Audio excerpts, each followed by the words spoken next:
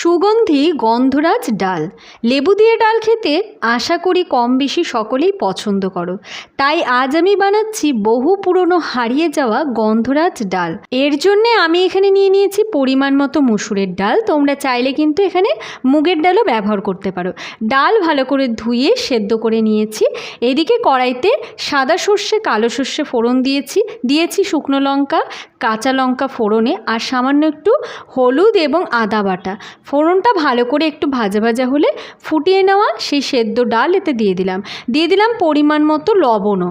এখন ফুটে গেলে গ্যাসটা বন্ধ করে এতে কিন্তু অ্যাড করব লেবুর রস এবং লেবুর স্লাইস। অবশ্যই মাথায় রাখতে হবে লেবুর রস এবং লেবুর স্লাইস দিয়ে গ্যাসটা বন্ধ করে দিতে হবে। এই অবস্থায় ফুটিয়ে নিলে কিন্তু তেতো হয়ে যেতে পারে। আর তোমাদের কাছে লেবু পাতা থাকলে ছিঁড়ে দিয়ে দিতে পারো, তাতেও কিন্তু আরও ভালো হয়। গরম গরম ভাতের সাথে গন্ধরাজ ডাল সবাই ট্রাই করে, আশা করি খুব ভালো লাগবে। রেসিপি ভালো লাগলে সাবস্ক্রাইব করে আমার সঙ্গে থেকো।